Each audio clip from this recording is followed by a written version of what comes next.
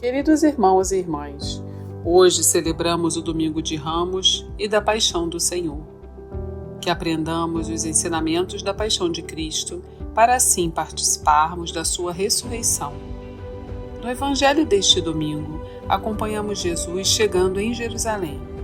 É em cima de um jumentinho que o Filho de Deus chega no local onde cumprirá sua missão redentora. O povo que o clama em louvores durante a sua chegada é o mesmo que exigirá a sua crucificação. Que possamos nos confortar na paixão de nosso Senhor, com a certeza de que esse infinito gesto de amor foi feito pela vida de cada um de nós. Escute a homilia do Padre Antônio José, nosso pároco, e envie alguém querido. Que Deus abençoe você e sua família. O Senhor esteja convosco. Ele está no meio de nós. Proclamação do Evangelho de Jesus Cristo, segundo Mateus. Glória a vós, Senhor.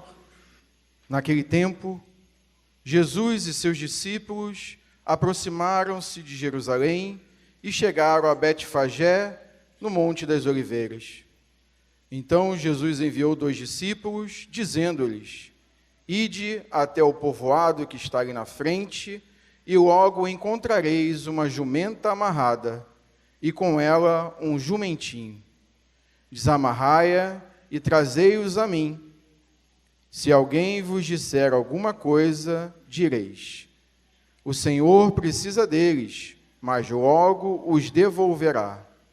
E isso aconteceu para se cumprir o que foi dito pelo profeta. Dizei à filha de Sião: Eis que o teu rei vem a ti, manso e montado num jumento, num jumentinho, num potro de jumenta. Então os discípulos foram e fizeram como Jesus lhe havia mandado. Trouxeram a jumenta e o jumentinho e puseram sobre eles suas vestes, e Jesus montou.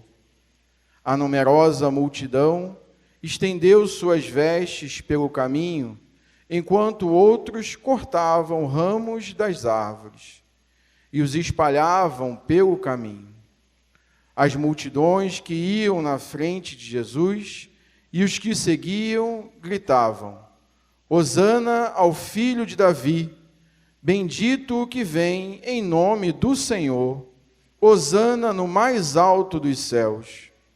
Quando Jesus entrou em Jerusalém, a cidade inteira se agitou e diziam: Quem é este homem?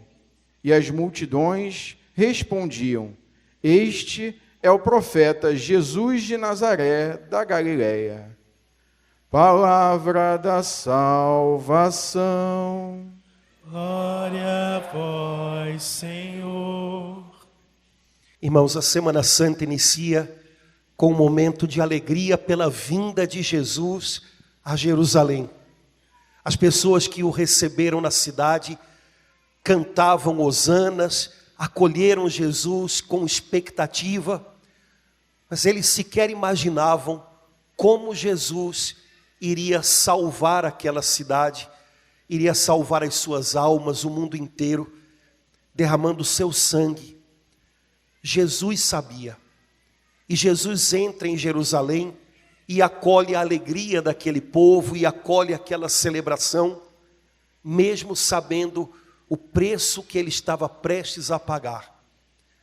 No coração de Jesus devia haver um misto de alegria com apreensão, uma alegria por estar com aquele povo que era o seu povo, uma dor por saber que dali a alguns dias todos iriam se afastar dele. Assim começa a Semana Santa, com canto de hosana, bendito aquele que vem em nome do Senhor, mas de alguma maneira nos unindo ao coração de Jesus, a gente já pressente que vai chegar o tempo do abandono, da solidão, da cruz. Jesus fez caminho no meio de tudo isso, para que a gente agora possa segui-lo e prosseguir com ele. Hoje somos nós que aclamamos a Jesus, que vem estar conosco. não só mais em Jerusalém, mas em cada canto desse mundo, onde ele é chamado, onde ele é bem-vindo. Jesus hoje entra para fazer o que só ele pode fazer. Hoje nós também rezamos muito, de modo especial, pela cidade de Jerusalém. Depois de séculos, talvez seja a primeira Semana Santa em que não há procissão de ramos em Jerusalém, porque a cidade está sitiada, está sob ataque. Talvez seja uma maneira de Jesus dizer a esse nosso mundo que não existe paz, senão a paz que Ele dá para a gente. A paz não é fruto de acordos humanos, também não é fruto de uma briga para ver quem pode mais, quem manda mais, quem tem mais. A paz é sempre e só um presente que Jesus traz com Ele, aonde Ele chega, aonde Ele é bem-vindo. Nós pedimos ao Senhor que Ele hoje também visite aquela cidade que há 2000 anos Ele visitou nesse domingo de Ramos, e que Ele traga a paz a essa cidade, que Ele traga a paz ao nosso mundo, que precisa tanto, que se debate tanto, e que ainda não descobriu que só Jesus é o príncipe da paz. Com o nosso coração cheio de confiança no nosso Rei, manso e humilde, nós hoje damos início a essa semana bendita da sua paixão, morte e ressurreição.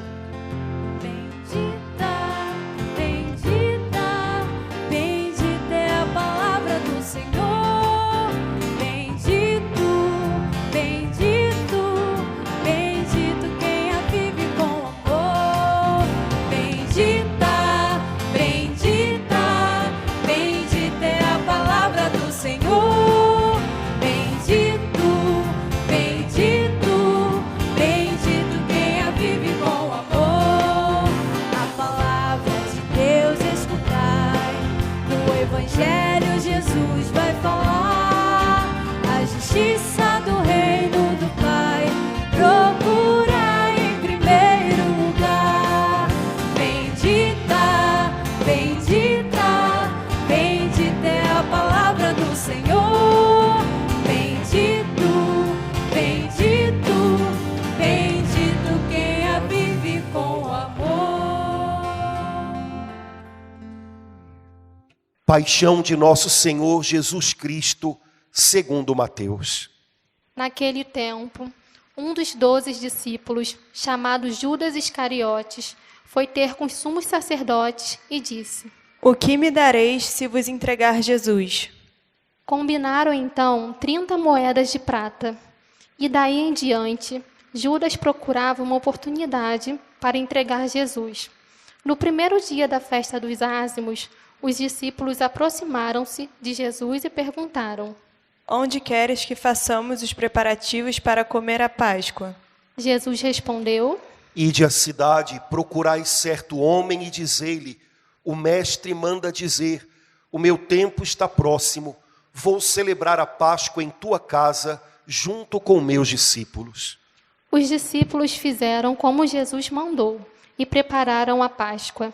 Ao cair da tarde, Jesus pôs-se à mesa com os 12 discípulos. Enquanto comiam, Jesus disse: Em verdade eu vos digo, um de vós vai me trair. Eles ficaram muito tristes e um por um começaram a lhe perguntar: Senhor, será que sou eu? Jesus respondeu: Quem vai me trair é aquele que comigo põe a mão no prato. O Filho do Homem vai morrer, conforme diz a Escritura a respeito dele. Contudo, ai daquele que trair o Filho do Homem, seria melhor que nunca tivesse nascido. Então Judas, o traidor, perguntou: Mestre, serei eu? Jesus lhe respondeu: Tu o dizes. Enquanto comiam, Jesus tomou um pão e, tendo pronunciado a bênção, partiu, distribuiu aos discípulos e disse: Tomai e comei, isto é o meu corpo.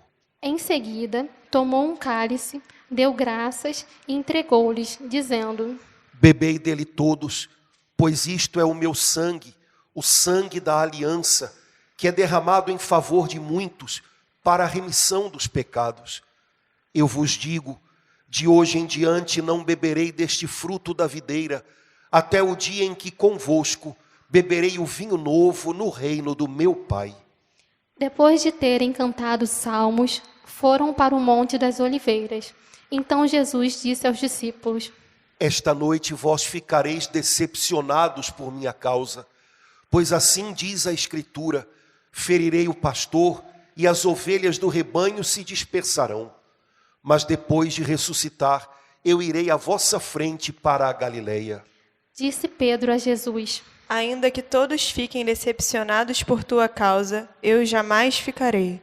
Jesus lhe declarou: Em verdade eu te digo que esta noite, antes que o galo cante, tu me negarás 3 vezes. Pedro respondeu: Ainda que eu tenha de morrer contigo, mesmo assim não te negarei.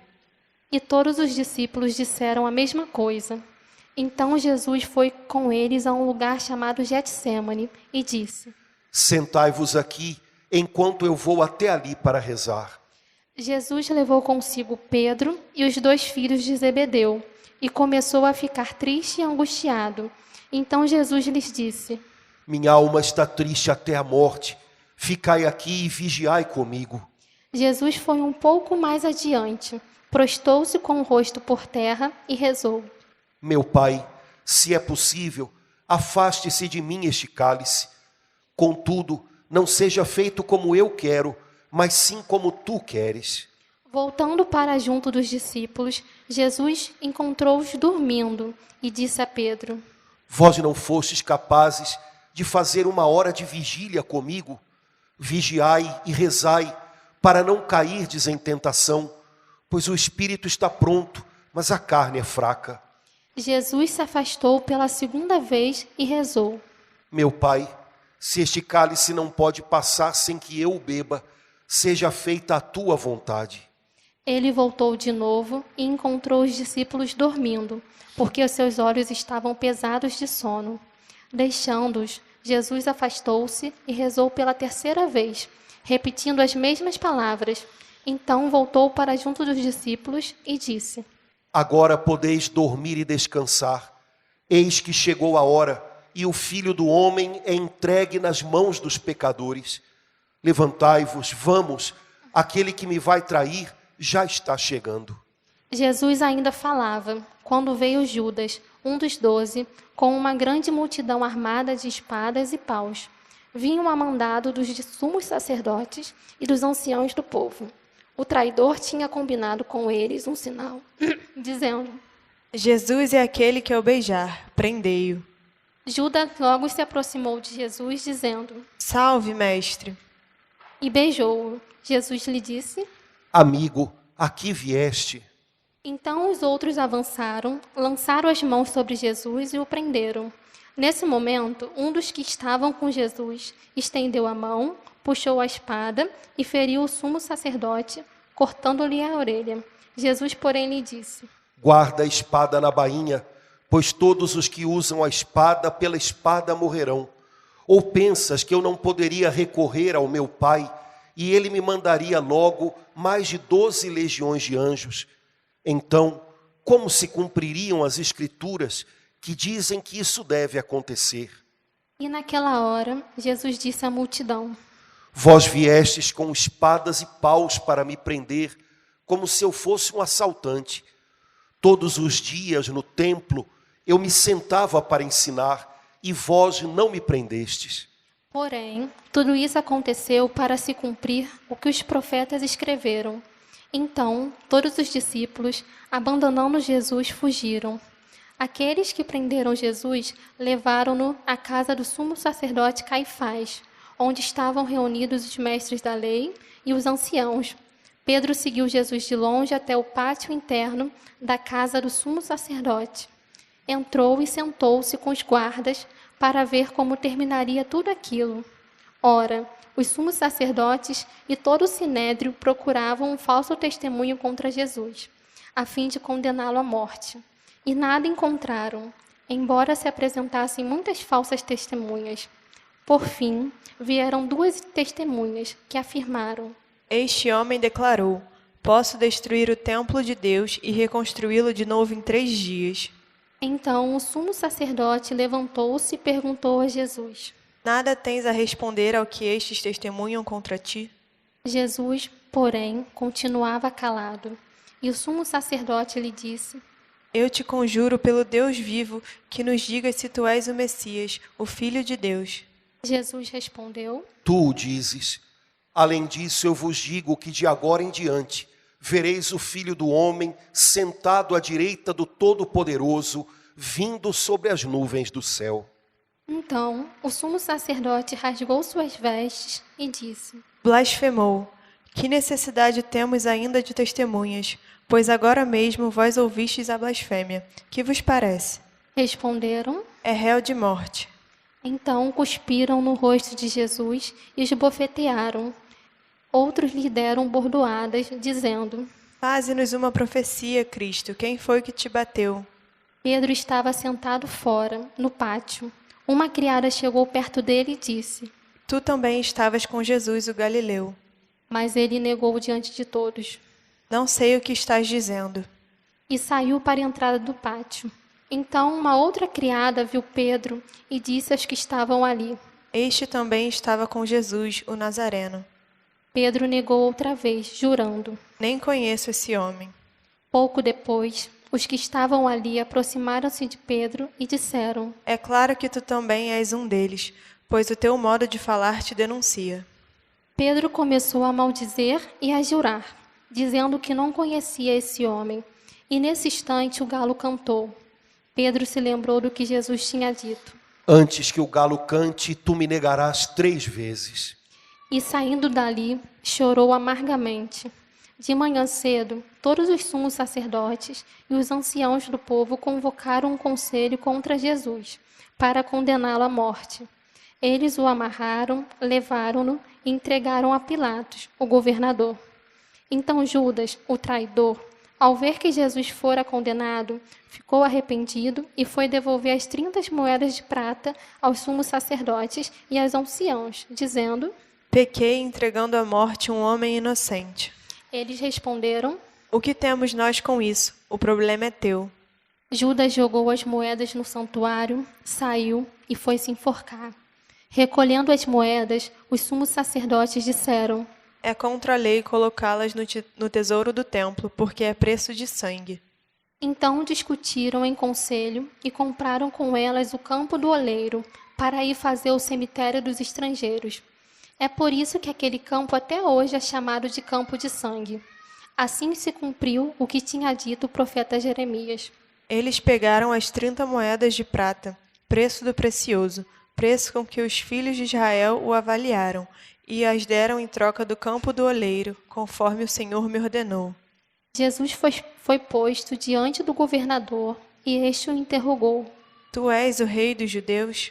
Jesus declarou, É como dizes. e nada respondeu, quando foi acusado pelos sumos sacerdotes e anciãos. Então Pilatos perguntou, Não estás ouvindo de quanta coisa eles te acusam? mas Jesus não respondeu uma só palavra, e o governador ficou muito impressionado. Na festa da Páscoa, o governador costumava soltar o prisioneiro que a multidão quisesse. Naquela ocasião, tinha um prisioneiro famoso, chamado Barrabás. Então Pilatos perguntou à multidão reunida, Quem vós quereis que eu solte, Barrabás ou Jesus, a quem chamam de Cristo? Pilatos bem sabia que eles haviam entregado Jesus por inveja. Enquanto Pilatos estava sentado no tribunal, sua mulher mandou dizer a ele, Não te envolvas com este justo, porque esta noite em sonho sofri muito por causa dele. Porém, os sumos sacerdotes e os anciãos convenceram as multidões para que pedissem Barrabás e que fizessem Jesus morrer. O governador tornou a perguntar. Qual dos dois quereis que eu solte? Eles gritaram. Barrabás. Pilatos perguntou. Que farei com Jesus, que chamam de Cristo? Todos gritaram. Seja crucificado. Pilatos falou. Mas que mal ele fez? Eles, porém, gritaram com mais força. Seja crucificado. Pilatos viu que nada conseguia e que poderia haver uma revolta. Então mandou trazer água, lavou as mãos diante da multidão e disse, Eu não sou responsável pelo sangue deste homem. Este é um problema vosso. O povo todo respondeu: Que o sangue dele caia sobre nós e sobre os nossos filhos. Então Pilatos soltou Barrabás, mandou flagelar Jesus e entregou-o para ser crucificado. Em seguida, os soldados de Pilatos levaram Jesus ao palácio do governador e reuniram toda a tropa em volta dele. Tiraram sua roupa e o vestiram com um manto vermelho. Depois teceram uma coroa de espinhos, puseram a coroa em sua cabeça e uma vara em sua mão direita. Então se ajoelharam diante de Jesus e zombaram, dizendo: Salve, Rei dos Judeus! Cuspiram nele e, pegando uma vara, bateram na sua cabeça. Depois de zombar dele, tiraram-lhe o manto vermelho e de novo o vestiram com suas próprias roupas. Daí o levaram para crucificar. Quando saíam, encontraram um homem chamado Simão, da cidade de Cirene, e o obrigaram a carregar a cruz de Jesus. E chegaram a um lugar chamado Gólgota, que quer dizer lugar da caveira. Ali deram vinho misturado com fel para Jesus beber. Ele provou, mas não quis beber. Depois de o crucificarem, fizeram um sorteio, repartindo entre si as suas vestes, e ficaram ali sentados, montando guarda. Acima da cabeça de Jesus, puseram o motivo de sua condenação. Este é Jesus, o Rei dos Judeus. Com ele também crucificaram 2 ladrões, um à direita e outro à esquerda de Jesus. As pessoas que passavam por ali o insultavam, balançando a cabeça e dizendo: Tu que ias destruir o templo e reconstruí-lo de novo em 3 dias, salva-te a ti mesmo. Se é filho de Deus, desce da cruz. Do mesmo modo, os sumos sacerdotes, junto com os mestres da lei e os anciãos, também zombavam de Jesus. A outros salvou, a si mesmo não pode salvar. É Rei de Israel, desça agora da cruz e acreditaremos nele. Confiou em Deus que o livre agora, se é que Deus o ama, já que ele disse: Eu sou o filho de Deus. Do mesmo modo, também os 2 ladrões que foram crucificados com Jesus o insultavam. Desde o meio-dia até as 3 horas da tarde, houve escuridão sobre a terra. Pelas 3 horas da tarde, Jesus deu um forte grito. Eli, Eli, lama sabachthani. E quer dizer: meu Deus, por que me abandonaste? Alguns dos que ali estavam, ouvindo, disseram: Ele está chamando Elias. E logo um deles, correndo, pegou uma esponja, ensopou-a em vinagre, colocou-o na ponta de uma vara e lhe deu para beber. Outros, porém, disseram: Deixa, vamos ver se Elias vem salvá-lo. Então Jesus deu outra vez um forte grito e entregou o Espírito. Adoremos o Senhor que deu a sua vida por nós.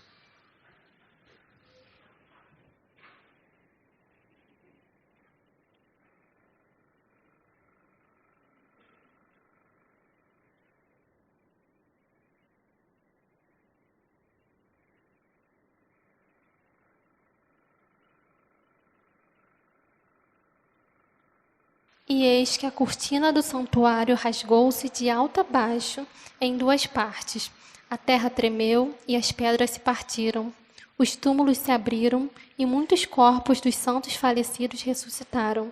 Saindo dos túmulos, depois da ressurreição de Jesus, apareceram na cidade santa e foram vistos por muitas pessoas. O oficial e os soldados que estavam com ele guardando Jesus, ao notarem o terremoto e tudo o que havia acontecido, ficaram com muito medo e disseram: Ele era mesmo filho de Deus. Grande número de mulheres estavam ali, olhando de longe. Elas haviam acompanhado Jesus desde a Galileia, prestando-lhe serviços. Entre elas estavam Maria Madalena, Maria, mãe de Tiago de José, e a mãe dos filhos de Zebedeu. Ao entardecer, veio um homem rico de Arimateia, chamado José, que também se tornara discípulo de Jesus. Ele foi procurar Pilatos e pediu o corpo de Jesus. Então Pilatos mandou que lhe entregassem o corpo. José, tomando o corpo, envolveu-o num lençol branco e o colocou em um túmulo novo que havia mandado escavar na rocha. Em seguida, Rolou uma grande pedra para fechar a entrada do túmulo e retirou-se. Maria Madalena e a outra Maria estavam ali sentadas diante do sepulcro. No dia seguinte, como era o dia depois da preparação para o sábado, os sumos sacerdotes e os fariseus foram ter com Pilatos e lhe disseram: Senhor, nós nos lembramos de que quando este impostor ainda estava vivo, disse: depois de 3 dias eu ressuscitarei. Portanto, manda guardar o sepulcro até o 3º dia, para não acontecer que os discípulos venham roubar o corpo e digam ao povo: ele ressuscitou dos mortos, pois essa última impostura seria pior do que a primeira. Pilatos respondeu: Tendes uma guarda, ide e guardai o sepulcro como melhor vos parecer. Então eles foram reforçar a segurança do sepulcro, lacraram a pedra e montaram guarda. Palavra da salvação. Glória a vós, Senhor. Irmãos queridos, as celebrações da Semana Santa começam com esse domingo que normalmente o nosso povo chama de Domingo de Ramos. Mas se você der uma olhadinha na folhinha da missa, no início da folha, você vai ver que o nome desse domingo é um pouco maior. É Domingo de Ramos e da Paixão do Senhor. Porque é o único domingo no ano no qual se lê o relato da paixão de Cristo integralmente. A cada ano, dos evangelhos. Esse ano, o evangelho de Mateus. Mas é o único domingo no qual a gente tem a chance de, juntos, mergulhar nessa história de dor que é a paixão de Jesus. A igreja faz algumas coisas que são muito legais, porque parece que são para ensinar a gente a respeito da vida. Quando a gente celebra a liturgia da igreja, a liturgia ensina a gente a viver melhor algumas coisas. Hoje a missa inicia com a bênção dos ramos e com o relato da entrada de Jesus em Jerusalém. Uma das missas do domingo, ela é precedida por uma procissão e as pessoas cantam, esperam para cantar nesse dia, Hosana Rei, Hosana Rai. Tem gente que faz isso com uma vontade que é uma coisa, né? Vira até meme na internet, né? E ok, só que logo depois a liturgia começa a tomar uma outra direção. E aí a gente é vencido por esse texto cumprido, que seja pelo tamanho, seja pela intensidade, vai envolvendo a gente, de tal maneira que no fim, a igreja convida a gente a se prostrar diante do mistério do sofrimento de Jesus.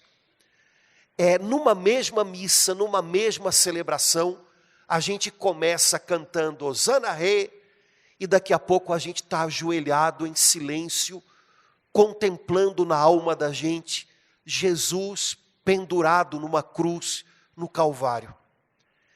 É como se a igreja quisesse dizer para a gente: olha, você está vendo, assim é a vida. Existem momentos de euforia, existem momentos em que parece que agora tudo vai dar certo. E sem muito motivo, de repente tudo vira de cabeça para baixo. E tudo começa a dar muito errado. E a euforia e a alegria dá lugar ao sofrimento, dá lugar à solidão. Na liturgia de hoje, a gente vê tantas coisas diferentes acontecendo, como é a vida da gente, cheia de altos e baixos, sentimentos que se atropelam. Num dia parece que a gente está tão bem, no dia seguinte tudo parece escapulir pelos dedos da gente. Mas ao mesmo tempo, é como se a igreja quisesse nos dizer: olha, você ouviu muitas coisas diferentes hoje na palavra de Deus. Você ouviu cantos de alegria, você ouviu palavras cheias de rancor contra Jesus, você ouviu a história de um sofrimento tão grande. Todas essas coisas passaram umas sobre as outras. A única coisa que permaneceu de pé do início ao fim foi o amor de Cristo. Você ouviu muitas coisas diferentes acontecendo na liturgia, na leitura da Bíblia de hoje. Como acontece na vida da gente, altos e baixos, momentos complicados, momentos melhores. A única coisa que não mudou, a única coisa que se manteve inalterada do começo ao fim, foi o amor de Jesus. Não mudou na hora da alegria, não mudou na hora da traição, não mudou na hora do abandono, não mudou em momento algum. Ele amou até o fim. E ele amou com um tipo de amor que seria o único capaz de nos devolver a paz. Um amor mais forte do que o sofrimento, mais forte do que a morte. Um amor mais forte que qualquer traição, que qualquer solidão. Com esse amor, ele nos salvou. Um amor crucificado, mas um amor cada instante mais forte, cada instante mais poderoso. É como se a igreja quisesse nos lembrar, olha, onde há amor verdadeiro, é certo que em algum momento vai haver sofrimento. Mas se for um amor como o de Jesus, esse amor vence tudo. Esse amor pode tudo. Ele é mais forte do que tudo. Irmãos, a vida da gente é um pouquinho essa história. Com tudo que a gente vive, a nossa vida em nós próprios, nós sabemos, somos cheios de altos e baixos. Mudamos de uma hora para outra, mudamos sem sequer entender muito bem o que está acontecendo. Uma coisa só não muda: o amor que Jesus tem por nós. Uma só coisa permanece de pé todo o tempo. Quando chega a hora da alegria, quando chega a hora da solidão, quando chega aquele momento em que parece que tudo vai ser perfeito, quando chega aquele momento em que parece que tudo está se perdendo, a única coisa que se mantém de pé até o fim é o amor de Jesus. Ele ama de um jeito perfeito, com um amor mais poderoso que a morte. O tipo de amor que ele deseja ensinar a gente. Acho que essa é uma das lições que a gente também aprende com o Senhor, e que em algum momento da vida a gente tem que experimentar. As pessoas que a gente ama, as pessoas por quem a gente deseja gastar a vida da gente, certamente em algum momento elas vão nos fazer sofrer. Mas quando a gente sabe que vale a pena, quando a gente acredita que por trás de tudo isso tem um chamado de Deus para a gente, esse amor teimoso que o Senhor coloca no nosso coração é capaz de fazer a gente vencer muita coisa. Ontem na missa das crianças tinha que falar um pouquinho disso, mas de um jeito que elas entendessem, né? Então eu achei que o melhor jeito para elas entenderem era comparar com o amor da mamãe, né? E aí hoje vou fazer a mesma comparação, porque eu acho que todo mundo entende, né? Dando um exemplo que todo mundo aqui, essa molecada aqui então vai lembrar rápido, porque vocês devem ter feito isso semana passada. A gente não duvida que as nossas mães, do jeito que elas sabem e do jeito que elas conseguem, elas nos amam muito. E como amor verdadeiro sempre passa pela cruz, elas às vezes estão dispostas a esquecer delas próprias para poder fazer bem a gente. Esse talvez seja um amor bem parecido com o amor de Jesus. Um amor de quem esquece do que está doendo em si próprio para poder cuidar de quem está do seu lado. Eu lembro, isso aconteceu lá em casa, deve ter acontecido com você também. Imagina só, geladeira. Dentro da geladeira, aquele bolo, aliás, um pedaço só. O último que sobrou e que chegou na geladeira, aquele bolo maravilhoso que a mamãe adora. Ela adora aquele bolo de chocolate com leite condensado dentro. Isso é que é bolo, né? O resto é conversa, né? Pois é, mamãe está esperando que todo mundo esqueça que aquele bolo está ali dentro, para ela poder, na hora do cafezinho da tarde, quando todo mundo foi saindo de casa, ela pegar, sentar e poder comer aquilo. Aí chega o princeso ou a princesa, abre e fala: mãe, aquele bolo, tudo que eu queria. E a mãe, aliás, mentindo do jeito que sua mãe sabe fazer, ainda fala assim: e meu filho, eu estava guardando para você. Conversa, ela estava doida para comer o bolo. Estava guardando para você. E você vai lá: que bom, mãe, valeu. Pois é, rapaz. É claro que esse nem é, nem de longe, o sofrimento maior que a gente causa às nossas mães. Mas quem ama está disposto a fazer o amor chegar um pouco mais longe, sofrendo por quem é amado.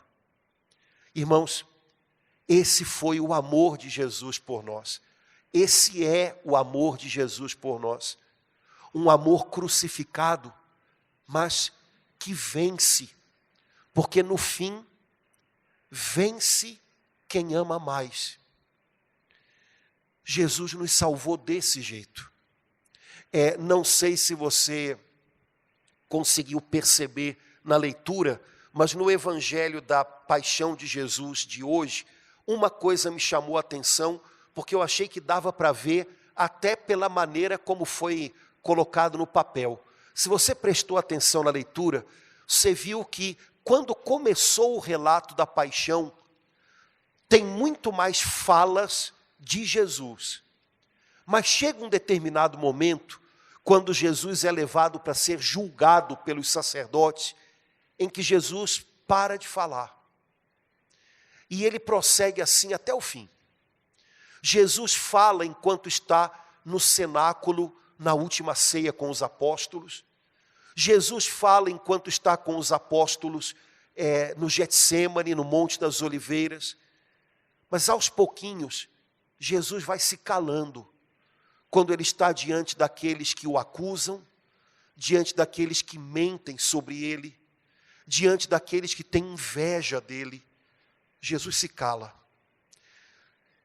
Eu tenho a impressão de que, à medida que a paixão foi crescendo, à medida que o sofrimento foi crescendo, Jesus sabia que a missão dele não era salvar-se, era salvar a gente, nos amando além das maldades, das intrigas, das mentiras dos homens.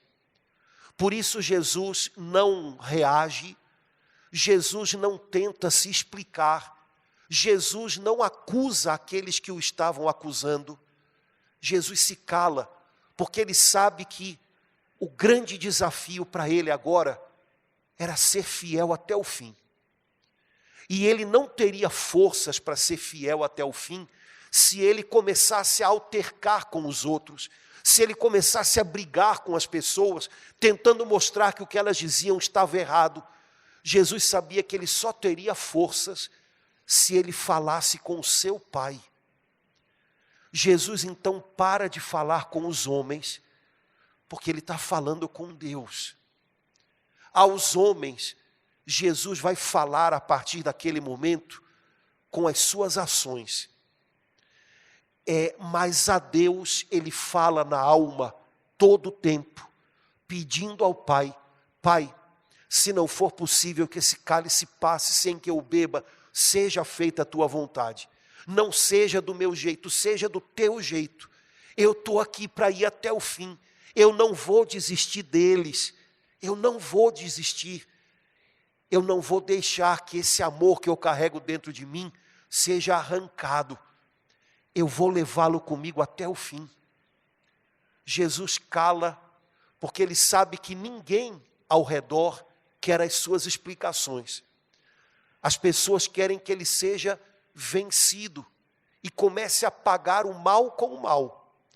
Satanás quer que ele seja vencido e comece a devolver injúria por injúria, acusação por acusação. Jesus sabe que o seu grande desafio é ser fiel e amar até o fim. E não deixar que o seu coração fosse envenenado pela amargura que ele via ao seu redor. Por isso Jesus fecha com o Pai e para de falar com os homens, para que aquilo que ele encontrava ao seu redor não entrasse no seu coração. Irmãos, eu acredito que nisso também Jesus tem algo a ensinar para a gente. Jesus passou por um caminho no qual o coração dos homens mostrou o seu pior. Jesus foi traído por um amigo, e quem já foi traído por alguém chegado sabe o quanto isso dói. Jesus foi abandonado pelos outros amigos, não ficou nenhum deles. Pedro disse: Jesus, ainda que todos vão embora, eu fico ao seu lado. Pedro não disse isso porque ele estava pensando em Jesus. Pedro disse isso porque ele queria dar a impressão de que era mais forte que os outros. Pedro tinha Pedro diante dos olhos e não Jesus.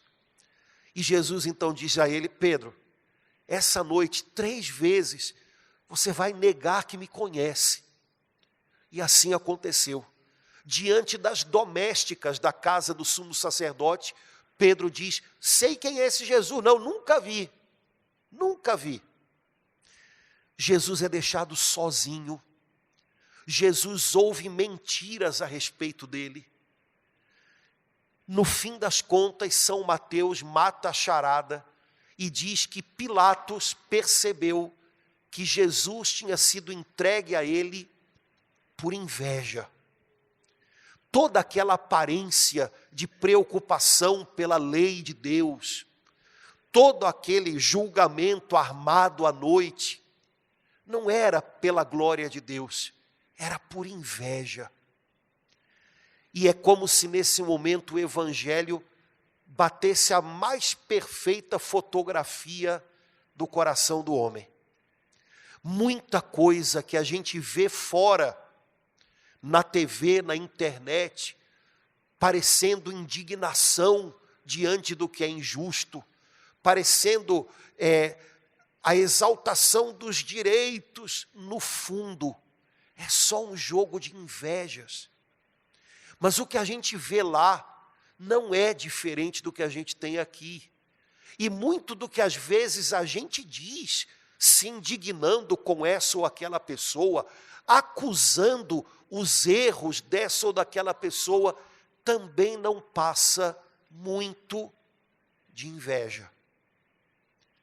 Esse é o coração do homem diante da luz de Cristo. A gente pode tentar esconder, mas não consegue. Ele se cala e é o bastante para que o nosso coração fique em evidência. Não há muito mais do que inveja, ciúme, orgulho, vaidade. Jesus passa no meio de tudo isso e não se deixa contaminar por esse veneno. Jesus não paga o mal com o mal. Jesus não acusa quem o acusou. Jesus não arma ciladas para quem estava colocando-o numa cilada. Pôncio Pilatos até diz a ele: você não está vendo de quanta coisa te acusam? Você não vai se defender. Jesus sabia que diante do governador romano, defender-se era acusar o seu povo. E Jesus não faz essa troca. Jesus sabia que nessa hora o seu grande desafio era ir até o fim, sem se deixar amargar por aquilo que ele via ao seu redor. Irmãos, quem sabe hoje esse também não é o desafio da gente. A gente talvez pense que tem que dar um jeito em tanta gente. Mas olha, se a gente pode fazer o bem a alguém, ok, a gente deve fazer. Mas a gente não pode esquecer de uma coisa. O caminho da nossa vida a gente faz por um caminho parecido com o que Jesus traçou. Ao redor a gente vê tanta coisa. Ao redor a gente pode ver mentira, acusação, cinismo, inveja. O primeiro grande desafio que a gente tem é não deixar o nosso coração ser envenenado por isso. Não desistir de fazer o bem. Não se cansar de fazer o bem. Não pagar o mal com o mal. Antes de pensar em consertar qualquer outra coisa, o grande desafio é: não deixe o que Deus colocou dentro de você ser arrancado e jogado fora, e não deixe que o veneno desse mundo paralise o seu coração. Não pague o mal com o mal. Jesus abriu o caminho no meio de tanto sofrimento, porque até o fim ele decidiu: eu não abro mão de amar, de perdoar, porque foi isso que o meu Pai semeou dentro de mim. Isso sou eu. O resto não vale a pena. Se a gente olhar muito para os lados enquanto a gente está fazendo o caminho da gente, a gente corre o risco de tropeçar. E daqui a pouco está sendo cheio das mesmas coisas que a gente vê ao nosso redor e que a gente sabe que não são boas. Se a gente olha para Jesus Cristo, Ele se torna o motivo, Ele se torna a inspiração, Ele se torna o alvo, Ele se torna a recompensa que a gente busca, e a gente aprende com Ele a não deixar morrer o que Deus plantou dentro da gente. Antes de qualquer outra coisa, não deixe o seu coração ser sufocado pela maldade. Jesus passou no meio de tudo isso, abrindo um caminho para que agora eu e você possamos ir adiante. Enquanto a gente olhar para Ele, enquanto a gente lembrar dEle, a gente vai ser capaz de prosseguir e ser fiel até o fim. Se a gente perder Jesus de diante dos olhos, as outras coisas vão turvando o nosso coração, acabam arrancando o nosso coração das mãos de Deus. Mantenha Jesus sempre diante de você. A oração que a gente fez no comecinho da missa de hoje, acho que ela está no número 6, é a oração com a qual sempre a igreja convida a gente a iniciar a Semana Santa. Todos os anos, no Domingo de Ramos, a gente pede a mesma coisa. E é mais ou menos o seguinte: Senhor, dá-nos a graça de aprender os ensinamentos, aprender as lições da paixão de Cristo. O que Jesus viveu, e mais ainda o que Jesus sofreu, tem muito a ensinar para a gente. A gente vive num mundo que fica desconcertado diante do sofrimento. Por isso, parece que todo mundo decidiu esconder a cruz.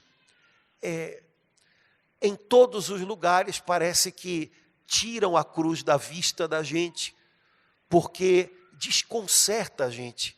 Afinal, a vida tem que ser algo legal para se curtir, né? E essa cruz de Jesus lembra para a gente coisas muito complicadas.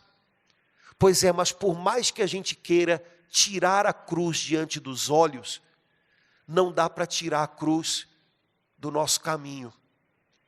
O sofrimento chega, de mil maneiras ele entra no caminho da gente. Se a gente aprender com Jesus a sofrer, colocando amor no nosso sofrimento, colocando perdão no nosso sofrimento, colocando confiança em Deus no nosso sofrimento, talvez a gente descubra uma das lições mais preciosas que alguém pode aprender na vida. Senhor, dá-nos a graça de aprender o ensinamento da paixão de Jesus. Senhor, eu não sei sofrer. Quando o sofrimento chega, meu coração se enche de revolta, se enche de dúvidas, se enche de cansaço, se enche de cobranças. Mas essas coisas não são o que eu preciso carregar em mim para passar pelo caminho.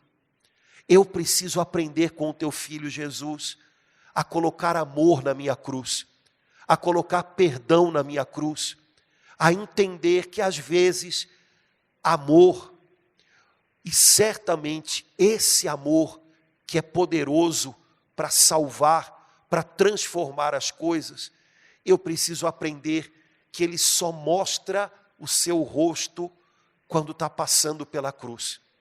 Que o Senhor nos ajude nesses dias de Semana Santa a não tirar Jesus de diante dos olhos do nosso coração e que a gente possa aprender muito com ele. Jesus é um mestre perfeito, ele ensina no silêncio, ele ensina com as mãos atadas, ele ensina ferido, ele ensina até o fim. Que o Senhor nos dê a graça de a gente ter um coração de aprendiz e nesses dias de Semana Santa que a gente esteja disposto a entender o que o Senhor quer ensinar e dizer para o coração e para a vida da gente.